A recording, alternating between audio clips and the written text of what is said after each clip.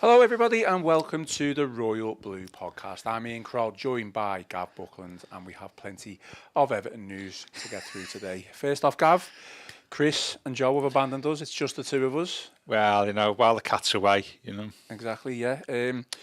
Our things, I haven't seen you since Monday. A lot going on, a lot of speculation, a lot of transfer rumours. All good? Yeah. It's still a bit fallow, isn't it? It's like there's a massive peak at the end of June, isn't it, to do deals, however you classify them deals, and we're now sort of starting again, aren't we, with the transfer window? As I said a few weeks ago, there are effectively two transfer windows now, isn't it? The one for the end of June and one for the whenever it is, end of August, early September. So we've had one peak. We're now starting, we're now climbing down again, and we're going back to another peak. Not helped by the Euros and stuff. Yeah. Speaking of the Euros, you're obviously watching the England games. I will. Yeah. I've watched every one of them. Most of them in whilst having a few beers, but as I said to you beforehand, because of a long-standing arrangement with my daughter, I'm giving a lift to the airport in the early hours of Monday morning. I won't be drinking on Sunday, which is just typical, isn't it? Is it Manchester or Liverpool? Manchester. I was going to say you could maybe fork out money for the taxi. Yeah. Well, to be honest with you, I'm thinking about money for the cab to Manchester. No, seriously, only joking. Yeah, so that's me. But it's still a game of football, isn't it? And doesn't need drink. Yeah, and obviously focus for us obviously be looking at Jordan Pickford, and he's done really well. Absolutely. England or Everton goalkeeper in the European final, as I mentioned to Joe yesterday. Well, I think any Everton player in an international final, you're always supporting them. Oh, and yeah, I remember John Heisinger playing for Holland. Yeah, in 2010, the World Cup final. Yeah, and Jordan's had an interesting tournament. He sort of.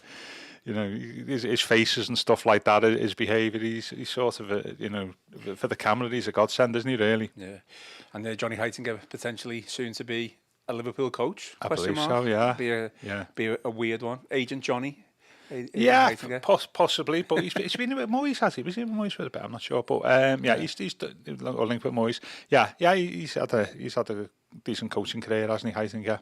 Our player of the year, wasn't he, one year? Yeah, I thought he was a solid addition to David Moyes' team. Okay, well, we are live on YouTube as always. It's Friday morning, just coming up to 11:45, so please get your thoughts, get your opinions in, get your questions in. As always, we love the interaction. We've already had a couple of questions already, so really good stuff. And as always, give us a subscribe, a share, and a like. Before we get going, Gav, just want to mention, just a reminder that the latest episode of our Goodison Park My Home series is now live. The interview with Leon Osman is available to watch, listen, and download on all Royal Blue platforms. Definitely worth a go. Big fan of Leon. Oh yeah, absolutely. One of my favourite players of the Premier League era for Everton, and certainly one of the most skillful and great technical gifts. Leon, yeah, as good as any Everton player I've seen. And what people remember of him, I think he meant. I'm not seeing the full podcast with Chris, only seen bits. As he was a late developer. That wasn't because of his football talent. He was a late developer. He lost 3 or 4 years of his career through injury. Yeah, it was bad, he was in the same England age group as Gareth Barry, and when Leon made his full Everton debut in 2004 in the Premier League, it was 5 years after Gareth Barry had made his Aston Villa debut. So that's how much of his career he lost. So he was a late developer, not because of talent wise. It was just because he'd had a few injuries and it's some of the best goals of the last 20 odd years at Goodison. Leon's been there. One of the greatest Goodison goals, if not seen the best of that I've seen. Against Larissa. Good header of the ball, great header against Man City, the Parklands, wasn't it? I think he outjumped, was it Company or Distan? Great header of the ball, and scored a load of great goals for Everton. He was technically a really gifted player. Well, somebody I was working with, as you say, made a good number 6, Leon, because he could take the ball on half turn. And he could pass the ball. He was an intelligent player, and I sort of get that. But yeah, I love Leon. He had a long career, and he got a couple of England caps in the end as well, didn't he? Yeah. Late on, which was always good. But it could, I think, even possibly if he'd not been injured, he could have had the extra yard, the pace that made him real international class. Yeah. he had the technical gifts to play in Arsene Wenger midfield for Arsenal. Yeah. Leon. He just I lacked that little bit of extra that I think if he'd not been injured, he would have had, because, as I say, he was a late developer. But yeah, he was a great player. Yeah, well, he jokingly mentioned about his lack of pace, and I don't think that really, obviously, it would hinder you, but it proves that you don't necessarily need that burst of pace to be a top Premier League footballer, because he was a top Premier League footballer. No, absolutely. For Everton, he was. I think he more than made up that with his intelligence, and he had great quick feet. Yeah. Leon, if you see that, First touch it was the Beckford goal at the Anfield Road end in 2011, and Leon got the ball in the penalty area, and it was like 2 or 3 really quick touches, and laid the ball off for Beckford to score, and he was a really, really good Premier League player for Everton, and if you're talking a 21st century Everton team, I think Leon would be in there with a shout. Absolutely. I mean, you could say this with a whole host of those players that were in that era. It's just an absolute travesty, obviously, from our point of view. Shame that he just didn't pick up that one trophy. That I think there was a couple of opportunities, wasn't there? I think Moyes' best team was probably 2007 to 9, 2009. And Moyes gets stick, doesn't he, about being defensive manager, being a DAR manager. Just looking at his midfield, he had like Cahill, Osman, Pienaar, Arteta, all really good, skillful players. Cahill maybe not as much, but he had goals, didn't he? I think there was a big opportunity. The UEFA Cup, getting beat by Fiorentina, who then got beat, I think, by Rangers, didn't he? Yeah. Possibly 2008. And the other one, which was, I think, they probably should have maybe got through, was Chelsea when they went down to 10 men at Stamford Bridge in the League Cup at 1-1, and McFadden at the post, and he should have won that night. And that takes an easier second leg at Goodison. And the cup, I don't know about the cup final in 2009. People say, we blew it, bottle job, but we had no Jagielka, no Arteta, no Yakubu. Yeah. It's a bit like Chelsea having no John Terry, no Frank Lampard, no Drogba, isn't it? No, exactly. And maybe even worse off because we haven't got the backup squad. So 2009, I wouldn't say that. I'd say the two were probably, the two in that period, and then I think the one that they did sort of blow it was the 2012 semi-final against Liverpool. Yeah. That's people say about bottling games and Moyes and stuff. I think that's the one game where I think that accusation probably, kicks in a little bit. I think the players, as soon as Liverpool equalised, you knew what was going to go on, and I think that was sad because we were a better team than Liverpool then for about 2 or 3 years, and psychology is very important, isn't it? And that was a game he should have won, but Leon had a great Everton career, and a lot of time for him, and he's made his mark in the punditry game, hasn't he? Yeah, absolutely. Well, those interviews, the special interviews on the Royal Blue podcast channel, YouTube channel, keep on coming, because we've also got another one already in the bag. Former Everton player, former Everton assistant, Alan Irvine, was in the Royal Blue studio this week, and we haven't got an exact date as to when that is coming out, but it will definitely be within the next 10 days to 2 weeks. So, yeah, keep an eye out for that one. Really, to be fair, it goes hand in hand with Ozzy, to be honest, because he was, some really good insight as to, Moyes' early stages, and then obviously what went on for the next, 10 or so years. Yeah, he's bright bloke, Alan, isn't he? I saw his Everton debut. I remember him when he was just a reserve player. Yeah. And he's another one who's had a good career in football, hasn't he? Both as a coach and manager. A lot of time for Alan. Absolutely. Okay, well, today's agenda then, we'll get into it now. We're going to discuss the latest news that Everton are in talks with Tottenham over the future of Dele Alli. Obviously, he is out of contract with Everton. He's a free agent, but there's obviously lingering issues with regards to the deal that we have with Tottenham, and it basically centres around, the agreement that we had with Tottenham in the initial period, where if he continues to play for Everton and makes these appearances, we are going to have to pay the full money. So I'm sure we're going to have to try and catch Daniel Levy and the Spurs hierarchy on a good day with regards to those negotiations. And we're also going to discuss, which, Gav, to be fair, we've wanted to speak for a while. We just haven't had a chance because there's been so much news, but discuss and debate whether Everton should be offering Sean Dyche and Kevin Thelwell new contracts heading into the new season, particularly because both are out of contract for the up-and-coming season. So that's where we're going to start, Gav. Sean Dyche, Kevin Thelwell, and then, as mentioned, we will come on to Dele. But yeah, both men out of contract, Gav, and in all honesty, we've discussed it off camera. for me, it's definitely not the best situation to be in. You know, your entire footballing operations, the team behind you in football operations, out of contracts in the next 12 months as things stand. Yeah, it's sort of been lost, this, hasn't it? Yeah. Within the There's so much going on. within the players having 1 year left, or players being out of contract. That, you used to forget that the manager, I'm not sure if there's extension, but that doesn't really matter. Yeah. For security, and consistency, it's an issue. Managers and directors of football buying players who possibly they may not see, the best of, maybe.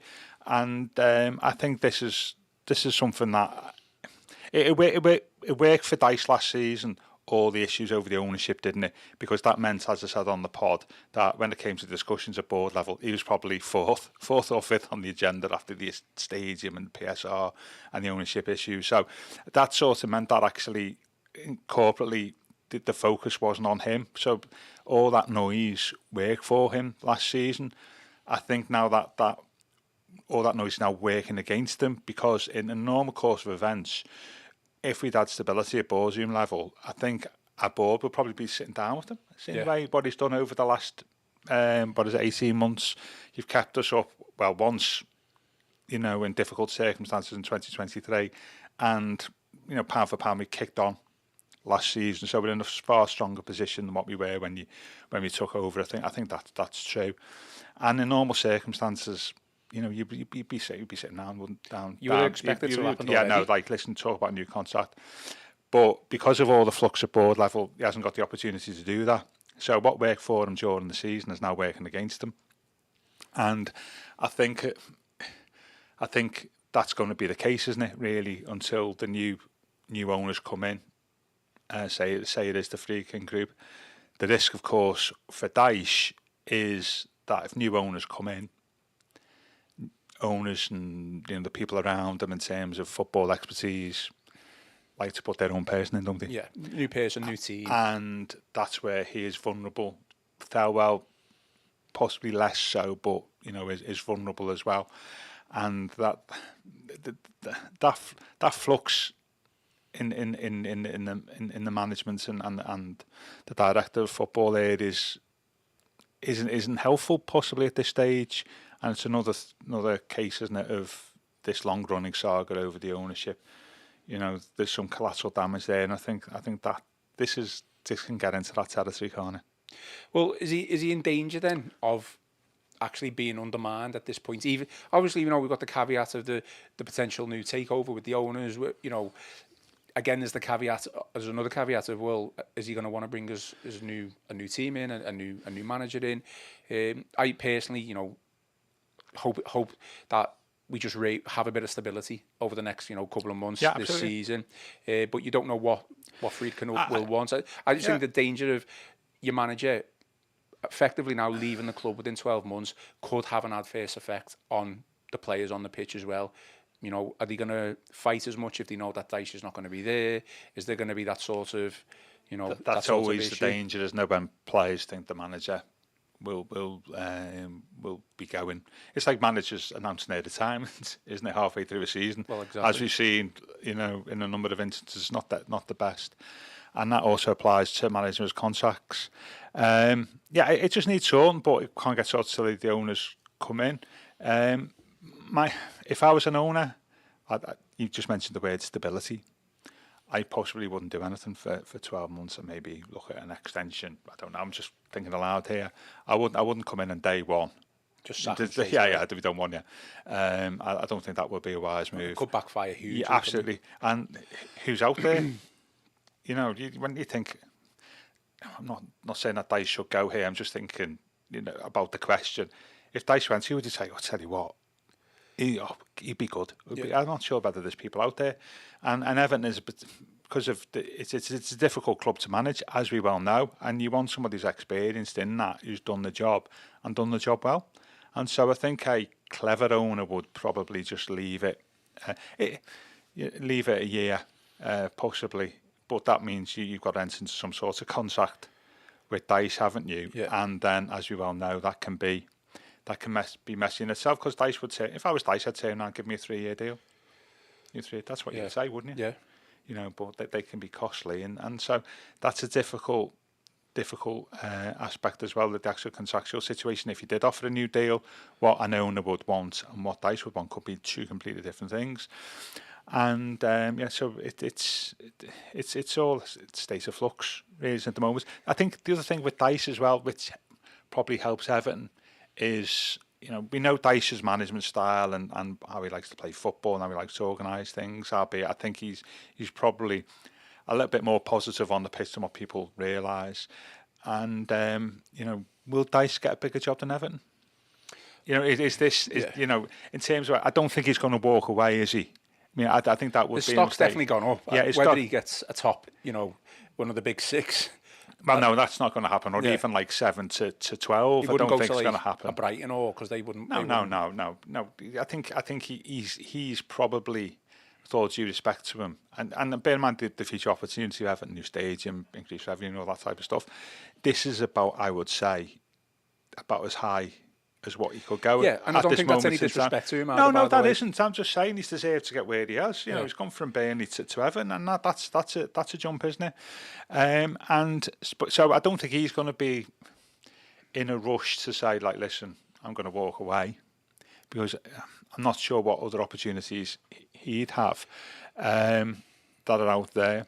And so there's a little bit of stalemate is probably the word you would use. And we'll just have to see how it kicks in. But it has gone under the radar this for a while, hasn't it? And it is an issue, both and Thelwell to possibly a lesser degree, because the manager is the one with all in touch with players and stuff like that, and the continuity is important there.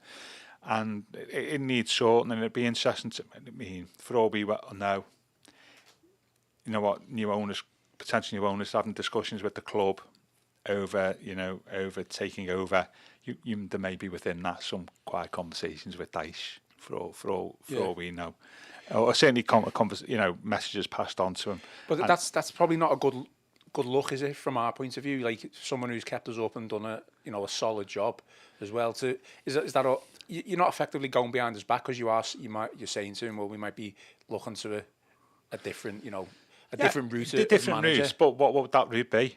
Because we all know that we've got limited resource, and we'll have limited resource for a couple of years. So we're looking for a manager who can get the best out of those limited amounts of players that he's got, and he's done that. So I think the smart move, if I was the owner, would be to come in and say, I'd say this may have already happened, is say, right, Sean, okay, is given a deal, but maybe not as long as what he wants. Yeah, I completely agree. And that would be the sort of compromise position, with the proviso that actually, if you do a good job in that time, then we would look to extend it. Whether as a new owner with new ideas you want to put a manager on a 3 or 4 year contract, bear in mind we've had our fingers burnt, haven't we, over the last few years several times. Whether you new owner do that, I'm not so sure they would. But it's wait and see. But it's not particularly helpful, is it? No, I mean, from the outside looking in, I actually do think that he would accept those terms as a 1 year extension. And let's not forget, we've got the noise of the stadium. Yeah. Dyche is probably thinking in the back of his mind, he's an ultimate professional, absolutely no doubt. He's got a lot of work to do still this summer, a lot of work to do during the season. But he's obviously must thinking, I want to be there for that new stadium. Yeah. So yeah, absolutely. I mean, and some of this it's not just the position where we are now, looking back over last season and the 4 or 5 months at the end of the 22-23 campaign. It's the start of next season, isn't it? By the time this all plays through, we could be, a month or two into the new season. Could start off really well. Yeah. At the same time, we could badly. You know what I mean. So there may be some of the results next season at the start of the campaign could be of vital importance within all of this. We're bringing some new players in. We've got rid of some of the expensive players out of, who've left the club and are out of contract.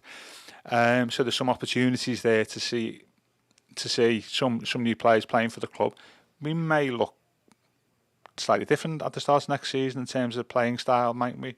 Spoke about that on Monday, and so you may see a difference, Everton, and that might change things around as well. No, I mean, it's just it's a worry for me. It's a big worry because when a manager's long-term future is not decided, you just know that things start to sway a little bit and players may go off the boil. And I'm not saying that's going to be the case. Is there a scenario before the Friedkin group come in to say that he's offered a new contract before even then?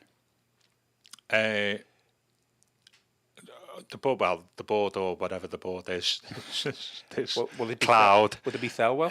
This is the whole point, isn't it? I'm not sure whether he'd be. I'm not sure. I might be wrong here. I mean, wouldn't have the delegated responsibility to do that. It'd have to be, it'd have to be in theory, I suppose, Managerial, wouldn't it? But what authority Managerial's got at the moment, I'd very much doubt. So the only scenario where that would make sense would be the Friedkin group knew they were going to take over, and they said, right, Dyche is our man. Make it happen, even though we've not taken over yet. It's certain that we will do. That's the only scenario, but that can take over. Bear in mind here is, I don't know how much, in terms of big money acquisitions, if we wanted to buy somebody for really big money, I don't think we could do that now anyway, because I don't think the power is there within the board, and they are an interim board, aren't they? I mean, have been the longest interim board in history. So it's nobody's fault, this, in setting aside that people obviously have blame shade. It's just the circumstances, isn't it? It's not so much the interim board's issue. It's not the new owners' issue. It's just this long running saga of the sale of the club is damaging some of our wish for continuity, isn't it? Really, and as we said at the start, there's an issue, isn't it, that you may stop a player and a director of football might buy players and have a whole scouting network and a whole list of players that they want, and then that changes. Yeah, no, it's an intriguing one, and I just think, if Dyche, he obviously is going to have a good start to the season, because if he doesn't, and the Friedkin group come in, he's going to be probably in a bit of trouble, even if he manages to sustain us throughout the season. Because let's face it, it's only been Roman that they've had a track record with, which is fine. We've all said it's great that they've got a track record, but he did bring in Mourinho, a big footballing name. Is that how? But there's slightly different circumstances, Roma to Everton, aren't they? I don't think you can compare them. I wouldn't say he needs a good start. I think he just needs to avoid games, he just needs to avoid a very, very bad start. Like we had last season. Maybe did we lose our first 3 home games, something like that? I can't remember. He wants to avoid that because that will generate noise. He just wants to keep off the back pages. A steady start would be fine. A good start would be hugely beneficial for him. We got to remember though that our easiest part of the season, if you want to call it easiest part, is the first probably 10 games. That's an opportunity for him, then, isn't it? Exactly. Okay, well, I've got some questions and opinions coming in. So John Russell says, I think both should prove themselves this season first. Remember, Dyche went a month without a win, then later on over 3 months without a win. We were lucky it was a weak league. Yeah, I think that's a fair comment. Yeah. That's what we're saying, is a good owner would probably see what happens. Won't be rushed. I think that's probably a fair point. But the issue there is what you say then is, if there's and players do this just naturally. It's like any workplace. If you know your boss is going, or the possibility of them going, you can do that. But I think that's a pretty fair comment. Yeah. I mean, we said we'd speak about Thelwell as well. We've obviously spoke about Dyche quite a bit there. There is a comment on Thelwell, but just what are your thoughts on Thelwell so far? As Everton reign as such as director of football, very up and down, I would say, but he has had to deal with a lot of bad circumstances. Yeah, absolutely. He's another one like Dyche has probably benefited from the fact that at boardroom level there's a bit of inertia, isn't it? That actually, let's face it, as far as we were concerned as fans last season, Dyche and Thelwell were the club, weren't they? There was nobody else. They were the board. They were the director of football. They were the manager, but whilst being the board, all that type of stuff. The chairman. They were Everton Football Club, weren't they? And so that enabled them to escape some scrutiny, as I say. Thelwell, mixed bag, isn't it, really? We say that about most director footballs. You do see, though, a strategy that's been cultivated over the last couple of transfer windows. Obviously, we're looking at younger players, a lower fees that we can build the potential. We've spoken that before. You've seen this change in academy recruitment, where we're not so much looking to get players in ourselves and then you try and develop then. There's a lot more active recruitment from other academies of players, 18, 19, from some good academies as well. So that points to a different way of thinking that wasn't there, 2 years ago. So I think you are seeing the changes there. I think that perhaps are driven by Thelwell. And both of them have been operating with their hands behind the back, haven't they, financially, for throughout the time that they've been here. So this is, you could argue, this is the first opportunity for Thelwell to really put down some plans about how he sees the future, and what we've seen so far. So yeah, that seems a strategy that's worth a go. Well, I'm really glad that you've just praised the strategy and recruitment so far this summer, because it'll work in my favour when we have the debate over Dele Alli. Oh right, okay, yeah. I mean, there's still a lot way to go there. I mean, I'm surprised, by the way. I just thought this summer would just keep the players we've got and just play it safe. But we've taken, I think I said this on the podcast on Monday, that the recruitment decisions we've taken and the players that we look like we're interested in are not what a club you would expect is just wants to tread water and just stay in the Premier League. It smacks of a club who's got ambition, who wants to get up the table, and who wants to kick on. And that's where I'm surprised a little bit. Yeah. I didn't expect this much risk in our recruitment, because young players are always a risk. But I thought we'd go with the proven players that have sort of yet worked for us, but are not going to enable us to kick on, are they? And so it is a slightly more riskier recruitment strategy than what we've had. And I think that, in some respects, I like that.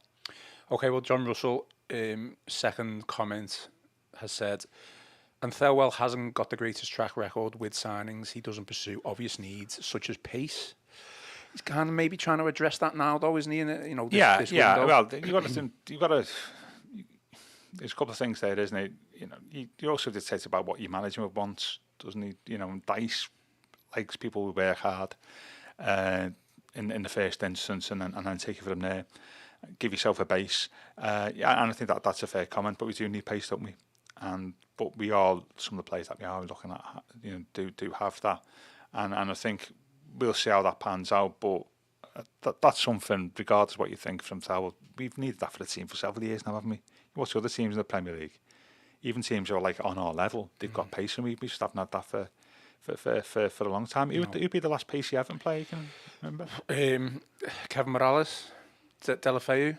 It'd be that ilk. Sometimes just trying to think of the top of my head. Richarlison can be a little bit pacey, couldn't he? But he wasn't. Yeah, I wouldn't say his acceleration. Yeah. He could get going once he was going.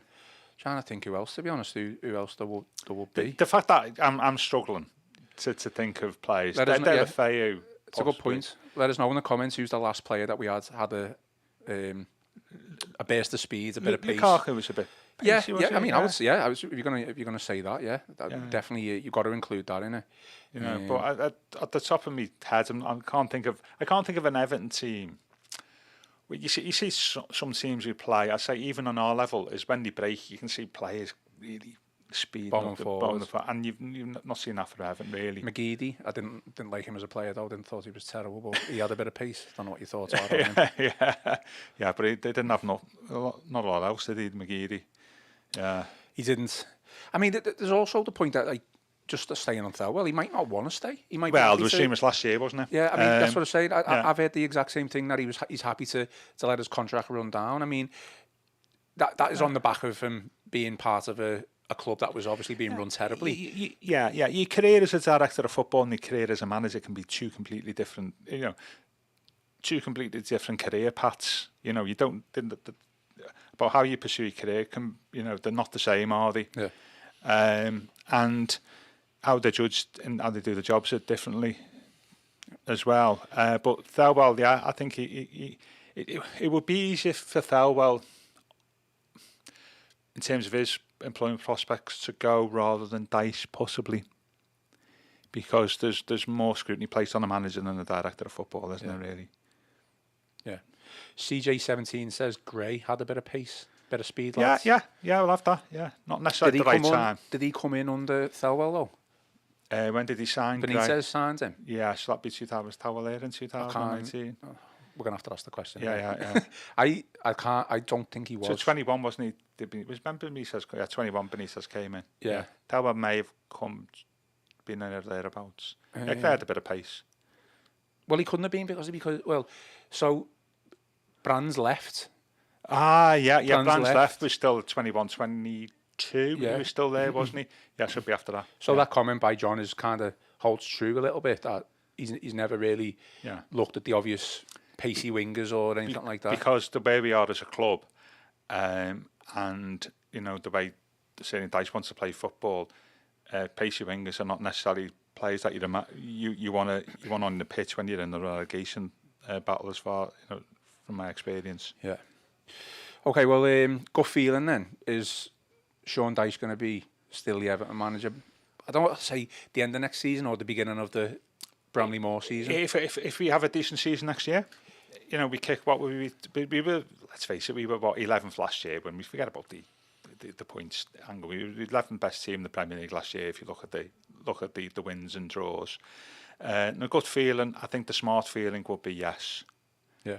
But whether that extends beyond the year in Bramley Moore under his contract is a different kettle of fish. Yeah. But I would hope so, because that would probably think that we've had a good season next season. Yeah, I am positive for the new season. I am, and I think I'm very positive. I think the recruitment so far, I know it hasn't. It's been more than we expect, and I know it needs more, but I think it's positive, going in the right direction. Yeah. Would you have paid more for what's his name, Philogene, whatever his name? As in what? No, we offered 16. Yeah. Would you? I know they said that we won't go higher than 16. Would you have gone higher? Well, yeah. If you really want a player, then you pay for what the club are asking. I don't think we can't turn around to Manchester United and go, you're not having Branthwaite. Yeah. Our value of Branthwaite is 75, 85, 80 million or whatever. That's what we're sticking to, and we're not going to reduce that. I hope to God we're not going to reduce it. So we can't have it both ways. Yeah. I just think that sometimes you can, and it might not necessarily come, because obviously that's been a soap opera in itself, hasn't it, this week? Sometimes don't be. Okay, you have a ceiling that you go to, but sometimes you can afford. You can't afford not to have a player, if you know what I mean. If that doesn't sound right, and you save yourself a little bit extra hassle further down the line when you're trying to find somebody else. Yeah. And I may end up paying 18 million for that player. So I think if it had been an extra couple of million, I possibly would have gone there. I can understand why people think, oh, that's your ceiling. But sometimes you just got to go a little bit more. If you really want I agree, but it's not ridiculous amount more, is it? No. Obviously, £2 million a lot to us, but in the grand scheme of things, when it comes to football transfers, I think there's a little bit of baggage with Philogene, I do. But obviously, he's a quality player. You don't have to look at his stats, in the Championship. But I wouldn't be surprised if he goes to Ipswich. Obviously, I know he's in Turkey at the moment, isn't it? Something he's had to go to Turkey because Hull are in Turkey, so he's flown.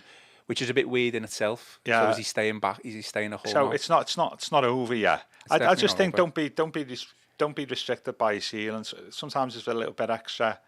Yeah, sometimes that's worth it to save the hassle further down the line, so I get somebody else in. I think a lot of clubs sometimes these days don't like to lose face, and sometimes I just think just bite the bullet and just if you want this player, if he's your number one target, then go for it. And if the rumours to believe that we were offering a bit more cash up front than other clubs. Yeah, I don't think that saga's over with, as I say, but that's the type of thing we need to be thinking about. Don't just go with the ceiling. If it means $1 million or two more, what's £2 million? What's £2 million? It's a first team players' wages for what 3 months, something like that, 4 months. It's a priority position. Yeah. We all know it's a priority position, and if he's got pace, he's got skill, he's got the goals and assists to go with his game. He's obviously highly sought after because Aston Villa have obviously weirdly sold him on and then coming back in for him. But we know that does happen in football. There obviously wasn't a place for him at Villa at the time. But they need a big squad. They need a bit of a big squad. So will he be an automatic starter there? Probably not. Ipswich, definitely. I'd probably say he would for us as well. He would definitely be getting in the team. Yeah. Okay, well, last point or question on this game comes from Brass Monkey on YouTube. As for new contracts, the new owner must take his seat and assess the landscape. I'd like Dyche to really ramp up what his football long term is. the ship is ready. So the ship is steady. So let's see more goals. Yeah, I think that's a fair comment, isn't it? I think we it goes back to what we were saying before. We said on Monday is, rather than looking at the last 2-3 seasons saying your aspirations at the start of the campaign are let's just stay in the Premier League. 6th, 7th, 16th, 17th is fine. We'll take that all day long. I think from what you saw last season, what you saw from the lack of quality, certainly in the bottom half of the Premier League and the quality of the teams coming up, I think you've got enough there to say with some decent young signings will offer us something different. It's enough to say, yeah, we want something. We expect a little bit different next season. Just staying up is not enough. We want to kick on a little bit. We want to see more goals scored. We want to see a little bit more entertainment. We want to see ourselves as a mid-table team going into Bramley-Moore. I don't think that's unrealistic. No, I agree. I think that the problem is like. I completely agree with everything you've just said. I just think if you're finishing 16th, 17th, you're going to be losing more than you're winning. And I know how our fans can get, and rightly so. We shouldn't be losing as many games as what we did. But at the end of the day, I'm happy and openly honest to say that I was very unsure of Dyche last season. Like probably a lot of us, certainly after the winless run, we turned it round in the space of a week. Some fantastic results, and we finished the season strong. The table finishes, and you look at the table without the points deduction, and you go, "Wow!" Compared to last season, 11th. Fantastic. Yeah, you would definitely take that. You just don't want another massive winless run. But it doesn't matter, does it really, I suppose? It doesn't matter how you get the points. We got the points, we survived. We were really in a relegation battle. We shouldn't have been in a relegation battle. We got close to it, I think, around because of the points. We didn't know what our points, we couldn't say at any given time what our points situation was, and that didn't help. But that's 48 points, whatever it was. With the backdrop of the PSR stuff, of the ownership, all off the pitch, that can affect the dressing room. So that made it even more laudable, didn't it, really? It wasn't 48 points in a normal season. It was 48 points in an abnormal season where you're disadvantaged. So, I think I'm looking forward to next season with a lot more optimism than the last 3 years. And I think it's right for fans to expect a little bit more from both the manager and the players, to be fair. Okay, marked 10 on YouTube. It says Everton needs to keep the span of their team. Everton needs to take the same stance with Branthwaite as they did with Stones as well. Need to stay in the Premier League as the first priority, I think. Yeah, I think that. Okay. Yeah, that is the priority going into Bramley-Moore. But I do think I've been in a far better place than the last three seasons where that was the priority. I think our priority this season is slightly, I think, much higher than that, to be honest. Yeah, I think it's to obviously be a bonus, if you finish like in the top 10 or something like that. I'm not saying we're going to push for Europe, but first things first, get enough points to stay in the league, so we're in the Premier League for Bramley-Moore, because let's face it would be an absolute disaster if that wasn't the case. One question: how many points, when you've seen the promoted teams and you've seen what's going on, how many points do you think will keep a team up next season? I think it'll be. I think last season was weak.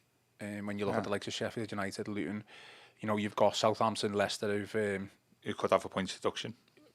Well, yeah, you've got that, but obviously previous Premier League experience, so you know what it's like. Who's the other one? Ipswich. Would you put them on par with Luton? I don't know. I just think, what was it? What was the cut-off point? It was low, wasn't it? Yeah. It was complicated because there was all various points deductions knocking about, wasn't it, for Forest? I think like 35. I think it'd be easy up at 35 next season. Yeah. I think 40. The old 40 is now probably 30.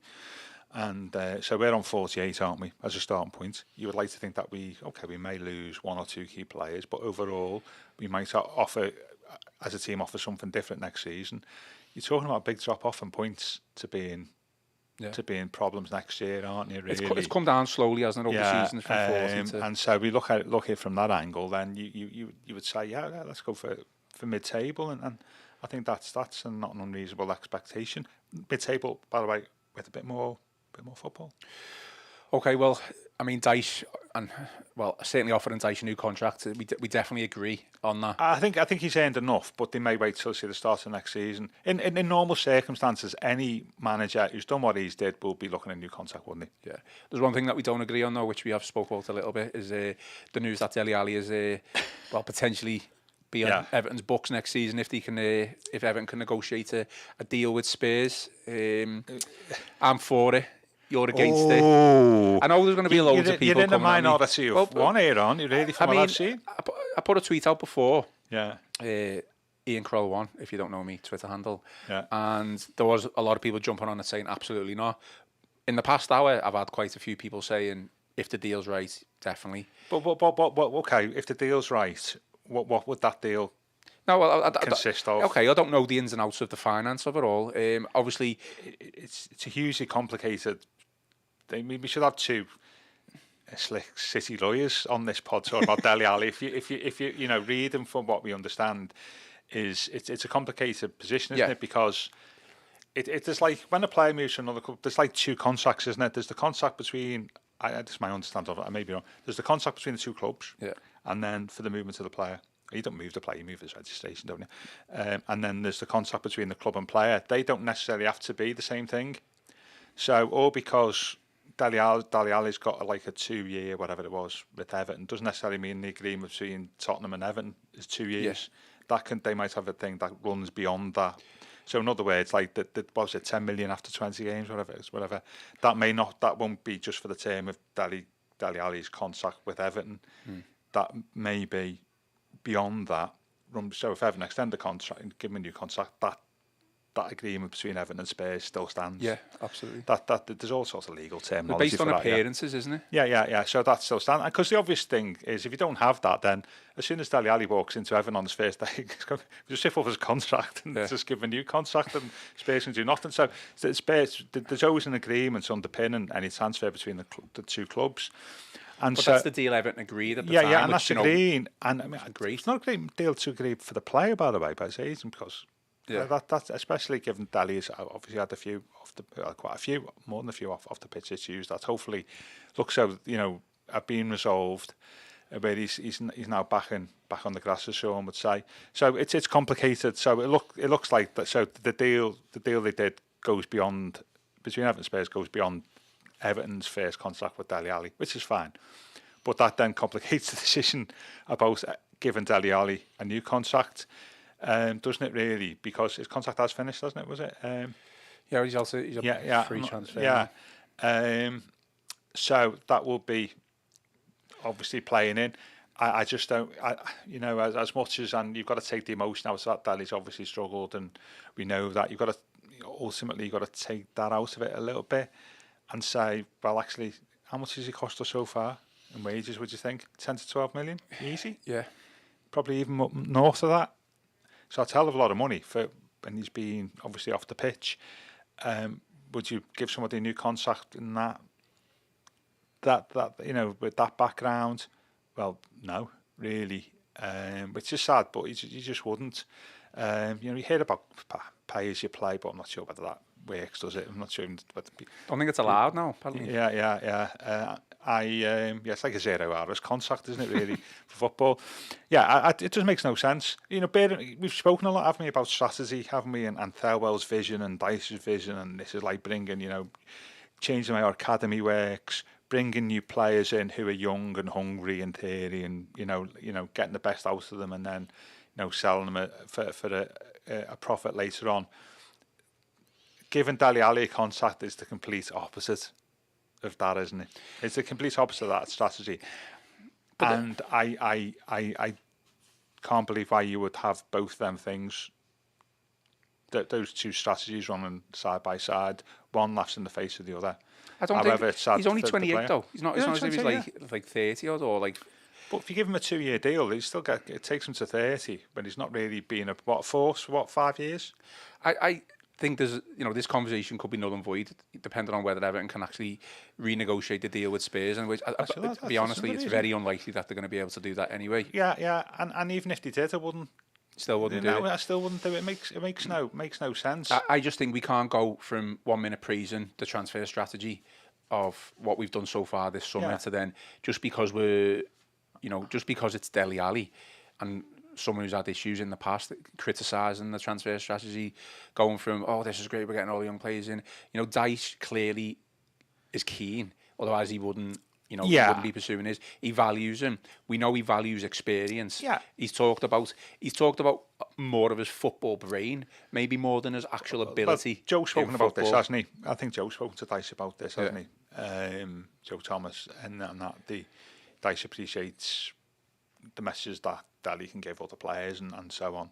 Because let's face it, he was top class, wasn't he, for a couple of years. I mean, you talk about Leon was a very good player, but Dele's a level above, you know, Leon, easy. Well, he has been. Yeah. Maybe not for the same length of time, but certainly, you know, his ceiling's higher. So I do get that Dyche might see something in him that, as fans, we don't. I don't think it's just pity either. Like that kind of thing. No. I think he, you know, he's been around the block as a manager for whatever it is now, 15 years, Dyche. So he will have an insight into like players that you would want around the club and who are good. You know, work with other players, but that only works if the player's fit and available. Yeah. If they're not fit and available, you may as well sign somebody who can't play football to go around the training ground and talking to players. So it either way, it doesn't sit right with me, Ali, from both what Dyche would think and what I think from, you know, Everton as a business and the squad that we want to push forward. Do you think if he hadn't had that breakdown of the injury that he had, you know, towards the end of last season, and he managed to get himself fit, he would have featured? Well, it's the £10 million question, isn't it? Really, 10 million. Yeah, I absolutely think that they just wouldn't have done it really, and it's quite obvious that they were doing everything to avoid that. Some of this comes back to the original contract that was negotiated. If the agents and the agents acting on behalf of the player, you're going to Everton, have got financial difficulties. We did know that in January 22. Then give contract to a player where you know that he might only get 20 games with this club in 2.5 years, because I don't think Everton are going to pay the £10 million. Well, how many has he played? Do we know? I don't know. Was it 17, 16? I don't know. But you know, why, I don't know why the agent would agree or the player would agree to that. You know, especially given the circumstances. Desperate. Well, possibly.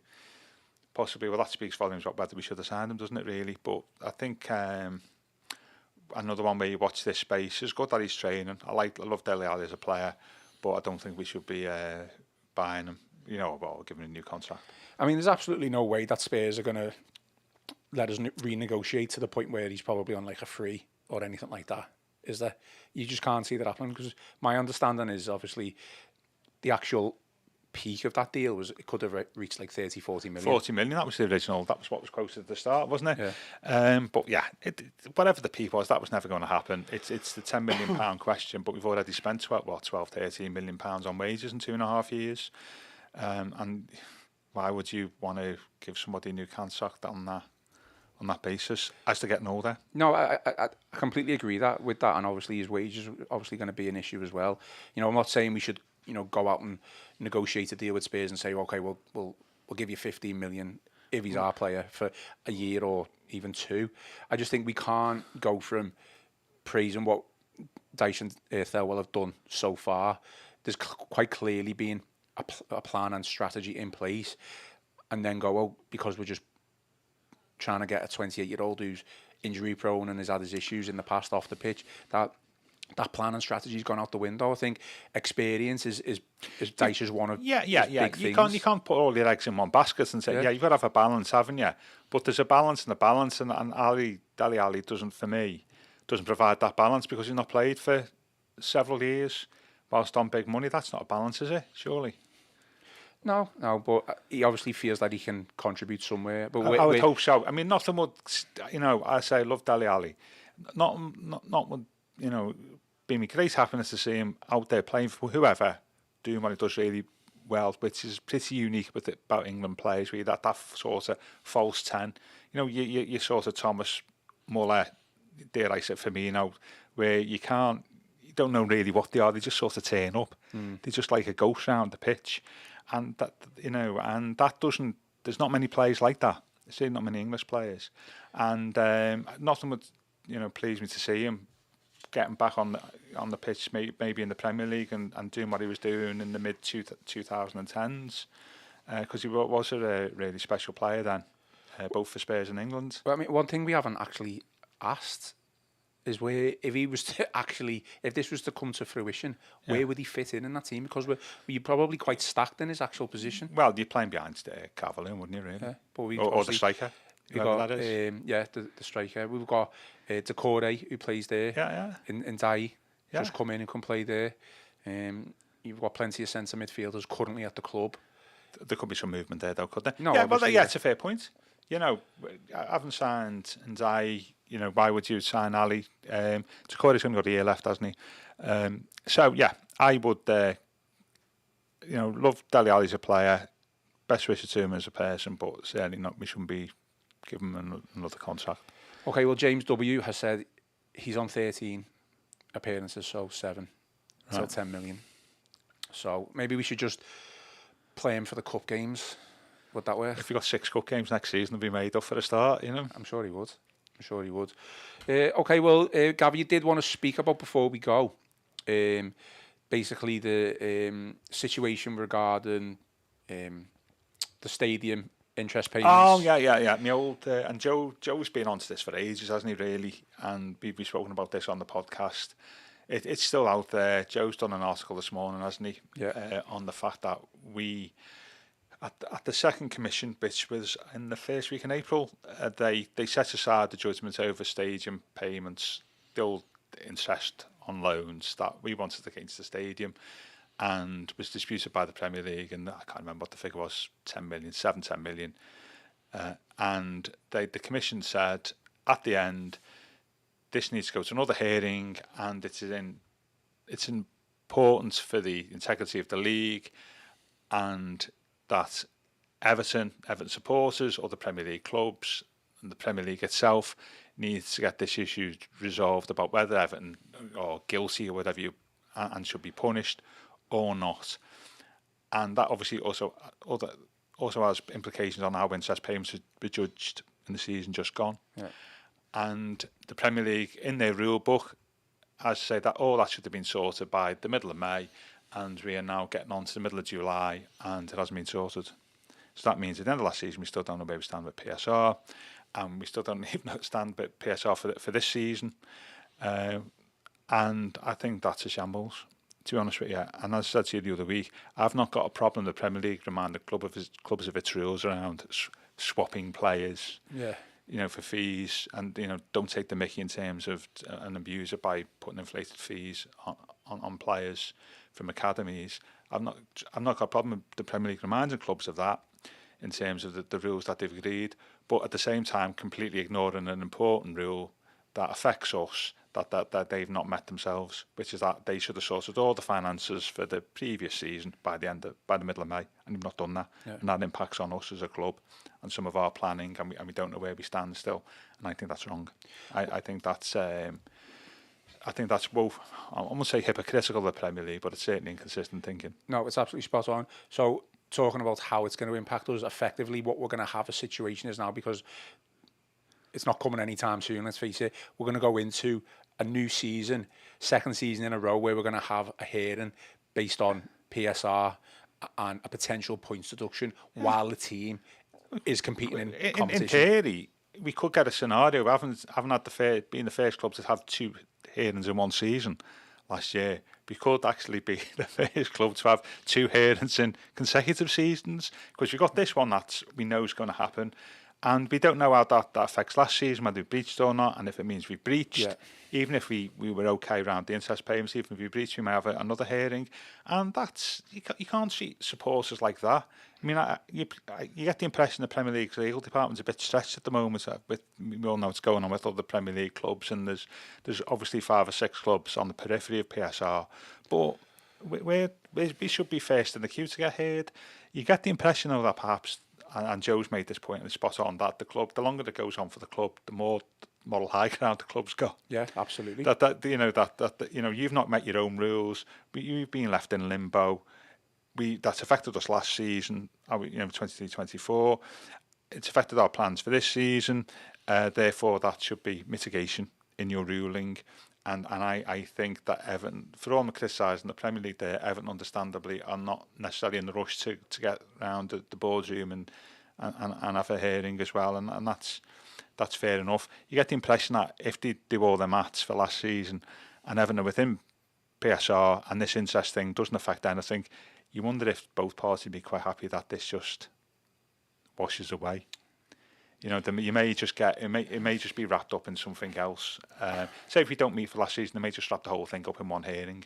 You get the impression, however, and I think understandably so, not entirely keen to get around the table at this point. Yeah, just let it play out. Just kick the can down the road, and we've got more of a mitigation then.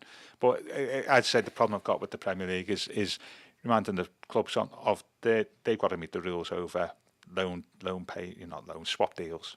But at the same time, quite rightly so, but at the same time, not adhering to their own rules around PSR hearings when it should be sorted. I mean, you could almost say Premier League have got bigger fish to fry with Manchester City. There could be 5 or 6 clubs in front of the beak next season, from what you hear. So their legal departments are stretched, but that we shouldn't be caught in the crossfire there, should we? You know, the lack of clarity, as it was indeed a couple of years ago, is not right. Well, it'd be an interesting one. We don't want to be starting a season or going into a new season, or even midway through with another. We don't want to repeat a last year, do we? No, and I don't think there will be, but it's just unclear. Yeah, and it is disgusting. I think you're right. It's absolutely disgusting. We'll just finish off with a couple of comments then. Mainly now the comments that are coming in are based on Ali, and me and Gav have had a little bit of a debate. Frank exchange of views. Well, yeah, you want to call it that. That's what pods are for, Here we go. So Dyche may be the one to help resurrect Ali's career. Yeah. They seem to get along well. Levy needs to get realistic. Puter says, I would chance it with Ali. He made a contribution to our second half comeback against Palace. Yeah, but you don't give somebody a 2-year deal on that basis, do you? No, based on the comeback against Palace. He's a fine player. I mean, he's still got it. You even seen that on some occasions where he's played for us 2 years ago. Not even at Spurs. He's shown his class. I'm trying to find some of the comments on my Twitter account in regards to against Ali, because I can't see many on the stream, to be honest. Right, that's fair enough. I've as part of the research I went on Twitter before, and there's a lot against. But you point spot on. If Dyche wants him, and Dyche can convince Thelwell, then it may happen, mightn't it? Yeah, I thought this was a fantastic comment from the Yorkshire Toffees on Twitter, which was earlier today. I just wonder whether we are behaving like a problem gambler chasing our losses after a bad night at the roulette table. Yeah, but that's what Managerial did. That's effectively why it went wrong for Managerial. He was just chasing his losses all the time, wasn't he? And that's another example of it, this Ali thing. And I don't think we're in a position now where we need to chase any losses, really, especially under a new owner. And I think that the new owner might have a view, mightn't he? Yeah. The Love Everton Forum on Twitter says, it's a stark reminder of how pathetic our recruitment is. I know he has issues, but Spurs should be helping him, really. Well, by waiving the £10 million. I think that's what you're talking about, aren't you? That actually, his career can kick on. Yeah.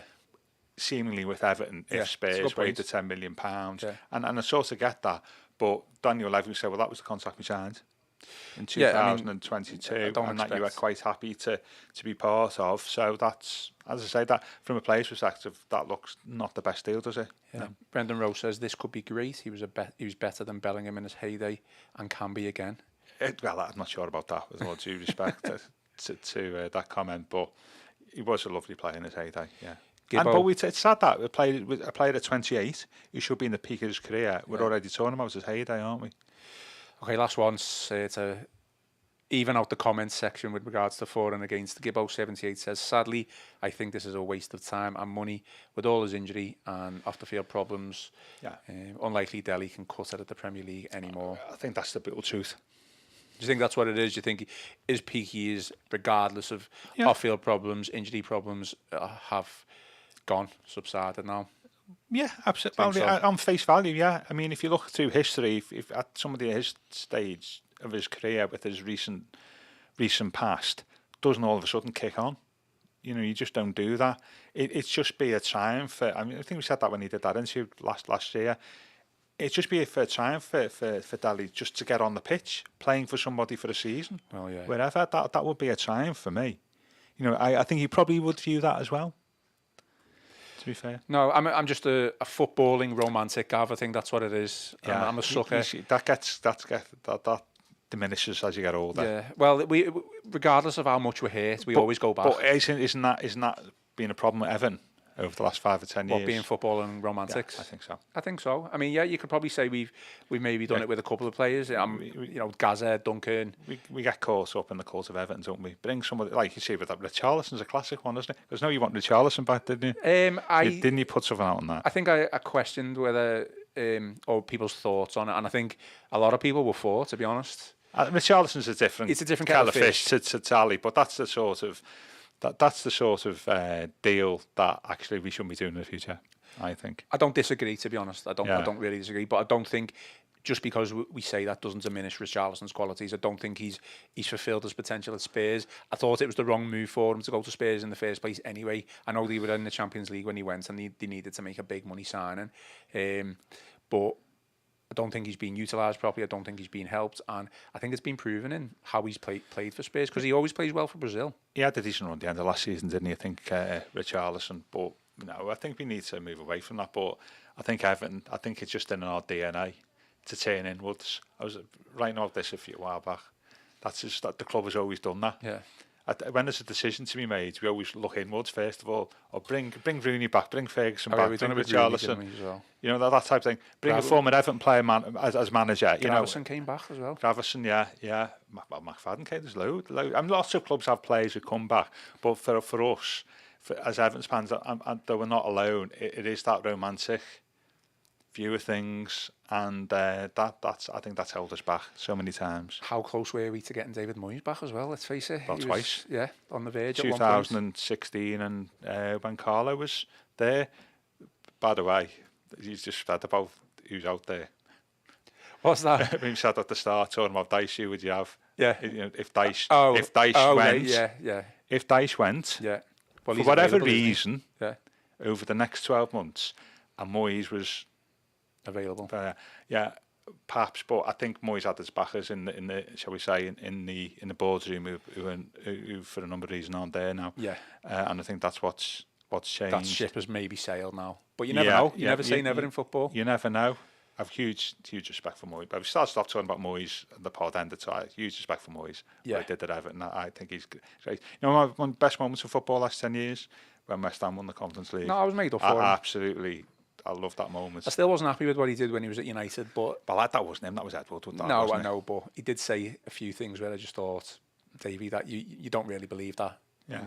You're doing it to appease your new fan base and stuff like that. But it's fantastic manager for Everton and great big part of Everton history. Yeah. So, and to be fair, Alan Irvine spoke very highly of him. Some great insight in that interview, which is again coming in the next couple of weeks. I think we'll finish, Gav. But any final thoughts? Well, we could have a major trophy, England, couldn't we, for the second time in my lifetime? Yes. Next time we speak, which could be Monday. And so, but we have to say best of luck to Jordan. Yeah, definitely. Are you just hoping Sunday goes to penalties? One half of you goes to penalties. So he can save it. Jordan saves he could have been the hero last time, except we were so rubbish at penalties ourselves.